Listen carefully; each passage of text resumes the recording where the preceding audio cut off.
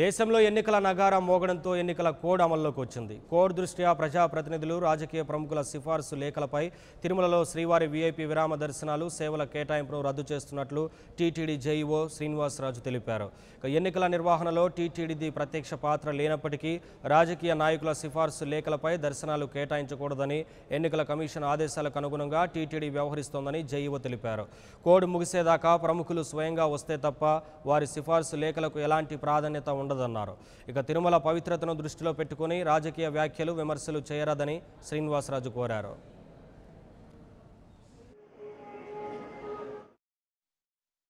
తిరుమల తిరుపతి దేవస్థానం 1-2 చర్యలు చేపడుతుంది. గడిచిన ఎన్నికలు 2014లో కూడా అలానే తిరుమల తిరుపతి దేవస్థానం వ్యవహరించింది.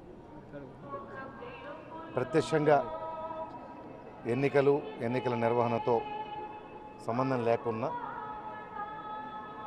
శ్రీవారి ఆలయంలో స్వామివారి దర్శనాని కోసము విఐపి బ్రేక్తో దర్శనం పొందుతున్న వాళ్ళు కొంతమంది వారి స్థాయిని బట్టి, ఎక్కువ మంది సిఫార్సు లేఖల మీద.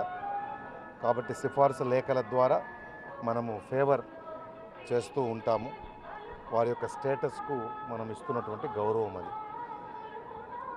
కాబట్టి గడిచిన ఎన్నికల్లో మాదిరిగానే ఈరోజు ఎగ్జిక్యూటివ్ ఆఫీసర్ గారి ఉత్తర్వులు పొందిన దరిమిల పూర్తి స్థాయిలో మనకు పబ్లిక్ లైఫ్లో ఉన్నటువంటి వారి యొక్క సిఫారసు లేఖలన్నింటినీ కూడా మనం స్వీకరించడం జరగదు.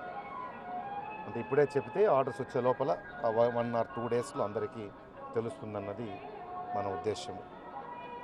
అదేవిధంగా సిఫారసు లేఖలు తీసుకోము కాబట్టి విఐపీలే ఇప్పుడే నెలకు 1 కన్నా ఎక్కువ సార్లు వస్తున్న వాళ్ళు చాలామంది ఉన్నారు.